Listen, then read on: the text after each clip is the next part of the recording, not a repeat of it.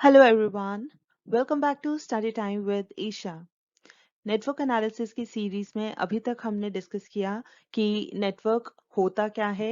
तो हमने डिस्कस किया कि नेटवर्क जो होता है it is basically it comprises of various arrows end nodes.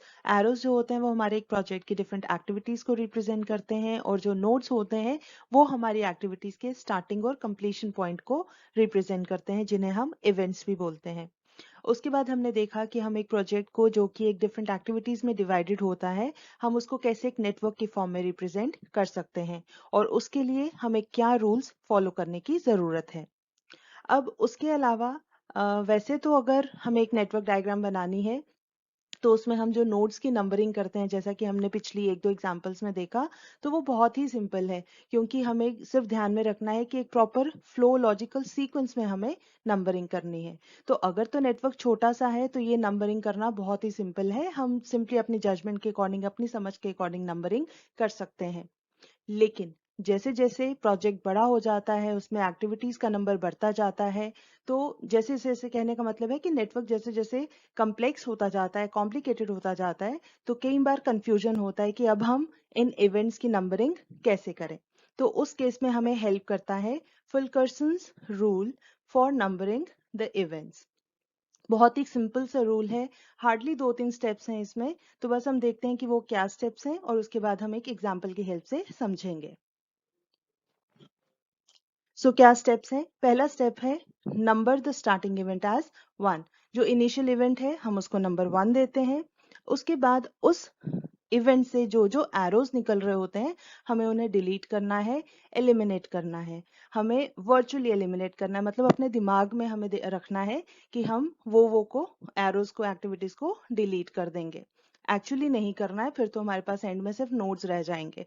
ठीक है, फिर वो एरोज को डिलीट करने के बाद जो नेक्स्ट नोड्स आते हैं, उन नोड्स को हम इनिशियल इवेंट्स मानते हैं। तो इनिशियल इवेंट्स वो होते हैं जिनके अंदर कोई भी एरो एंटर नहीं कर रहा। ठीक है, तो हम वो वाले नोड्स देखते हैं और उनकी नंबरिंग हम कर देते हैं 2, 3, 4 एंड सो ऑन, जितने भी ऐसे इवेंट्स होंगे। राइट, फिर उसके बाद उनमें से जो एरोज निकल रहे होंगे उन सबको डिलीट करेंगे। और इसी तरीके से हम ये दोनों स्टेप्स को, ये जो सेकंड और थर्ड स्टेप है, ये रिपीट करते रहेंगे जब तक कि हम फाइनल इवेंट की नंबरिंग ना कर दें। तो सिंपल है बिल्कुल, ये 2-3 स्टेप्स हैं जो हमें ध्यान में रखने हैं। तो ये इसी को हम बोलते हैं Fulkerson's rule for numbering the events. Right, तो चलिए अब इसी चीज को हम समझते हैं with the help of an example. So this is a example, और यहाँ पर देखिए हमने डायरेक्टली नेटवर्क डायग्राम बना रखी है और डिफरेंट जो एरोज हैं उन पर हमने ABCD लिखा हुआ है। तो मतलब एक्टिविटीज के नाम हमें ऑलरेडी गिवन है और सीक्वेंस हम मान के चलते हैं कि ABCD जैसे सीक्वेंस में होता है वैसे ही हमारी एक्टिविटीज भी वही सीक्वेंस फॉलो करती हैं। और यहाँ पर ये जो नोड्स हमने बना रखे हैं इनकी अभी हमने नंबरिंग नहीं की है, तो अब हम उसकी नंबरिंग करेंगे। कौन सा रूल यूज करके? फुलकर्सन्स रूल। राइट, और ये रूल क्या कहता है? We have to start with the initial node, और इनिशियल नोड वो होता है जिसमें और कोई एरो एंटर नहीं कर रहा होता, और वो कौन सा नोड है? This one. राइट, तो इसको हम करेंगे, बोलेंगे नंबर 1।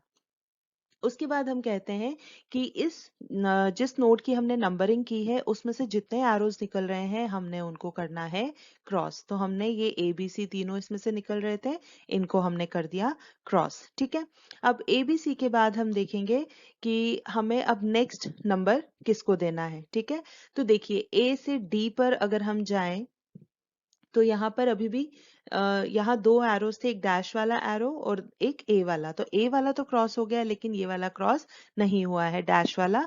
तो हम इस वाले नोड को अभी कंसिडर नहीं कर सकते। राइट, उसके बाद हम देखते हैं ये दूसरा वाला जहां पर बी एंड हो रहा है। ठीक है, तो यहाँ पर एक ही एरो एंटर हो रहा था, तो हम इसको नंबर दे सकते हैं 2।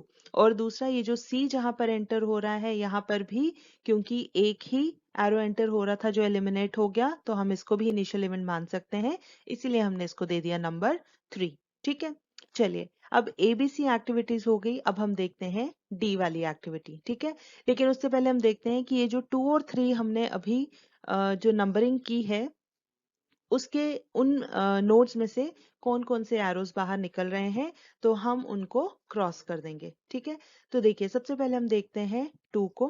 तो इसमें से एक ये डैश वाला एरो निकल रहा है और एक ये वाला, और 3 में से ये डैश वाला एरो निकल रहा है। ठीक है, और जी वाला भी, तो हम इसको भी एलिमिनेट कर देंगे। तो अब हम इनकी करते हैं नंबरिंग। तो नंबरिंग के लिए हम क्या करेंगे, ये जो डी पर आ रहा है इसको हम दे देते हैं 4।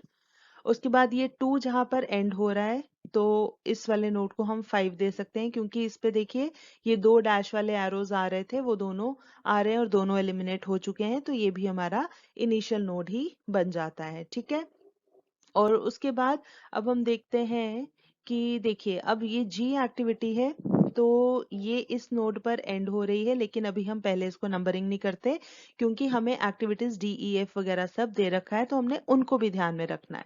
ठीक है, तो देखिए 4 जहां पर था इसमें से एक्टिविटीज निकल रही थी डी एफ, इनको हम क्रॉस कर देंगे।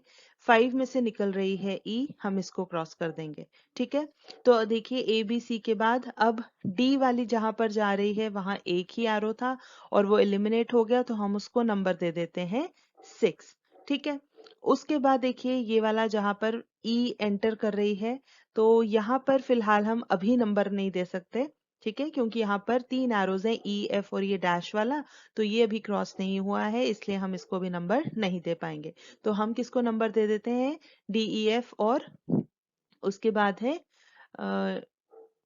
जी। तो जी एंटर हो रहा है यहाँ पर, हम इसको नंबर दे देते हैं 7। ठीक है, अब इनमें से जो बाहर निकल रहे हैं हम उनको क्रॉस करते हैं। तो 7 में से निकल रहा है पहले हम देखते हैं ये 6 कहाँ, 6 में से ये एक डैश एरो निकल रहा है, हम इसको क्रॉस कर सकते हैं। तो देखिए अब ये वाले नोड पर ई एफ और ये डैश वाले एरो खत्म हो गए, तो हम नेक्स्ट नंबरिंग इसकी कर सकते हैं, हम इसको दे देते हैं नंबर 8। ठीक है, अब 8 में से जो निकल रहा है एच वो क्रॉस हो जाएगा, 6 में से निकल रहा है आई वो क्रॉस हो जाएगा, और 7 भी देख लेते हैं, जे और के निकल रहे हैं, ये भी क्रॉस हो जाएंगे। ठीक है, तो अब हमने नंबरिंग करनी है, तो अब हम किसे देखेंगे, देखिए सबसे पहले देखते हैं 6 वाला, तो उसमें से हमारा आई निकल रहा था। ठीक है, 8 में से एच निकल रहा था, तो पहले एच आता है, तो इसलिए हम पहले जहां एच मर्ज कर रहा है वहां पर देखेंगे। इस नोड पे देखिए एच और जे दोनों क्रॉस हो चुके हैं, तो ये इनिशियल इवेंट बन सकता है, हम इसको नंबर दे देते हैं 9। ठीक है, तो ई एफ जी एच तक हो गया, अब हम देखते हैं आई वाला, तो ये यहाँ पर एंड हो रहा है। ठीक है, तो हम इसको देखिए 9 जब हमने दिया तो 9 में से बाहर एल निकल रहा है, हम इसको क्रॉस कर सकते हैं, right.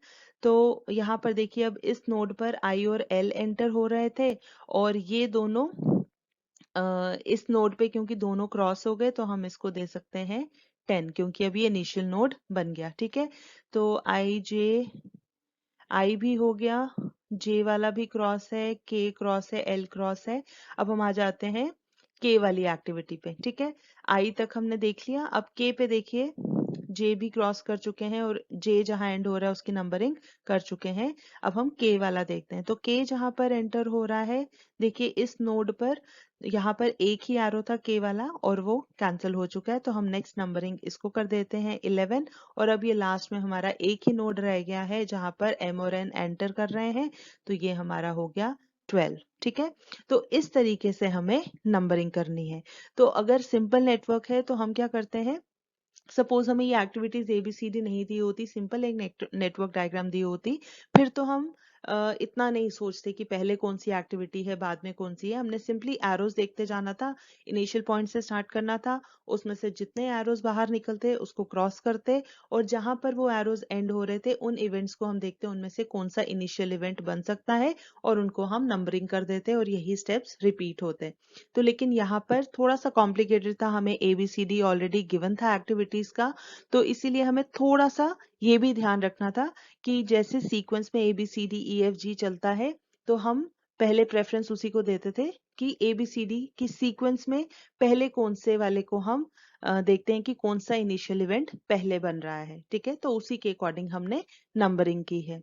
So I hope Fulkerson's rule for numbering the events is clear with this example. तो इसके बाद भी if you have any doubt you can contact in the comment section. तो इसी के साथ I'll take your leave. मगर जाने से पहले अगर आपको ये वीडियो पसंद आई हो तो इसे लाइक ज़रूर करें, अपने जानने वालों के साथ ज़्यादा से ज़्यादा शेयर करें और हाँ, अगर आपने अभी तक इस चैनल को सब्सक्राइब नहीं किया है तो प्लीज़ इसे सब्सक्राइब ज़रूर करें। हम जल्दी हाजिर होंगे एक नए कॉन्सेप्ट के साथ, तब तक के लिए टेक केयर, बाय बाय।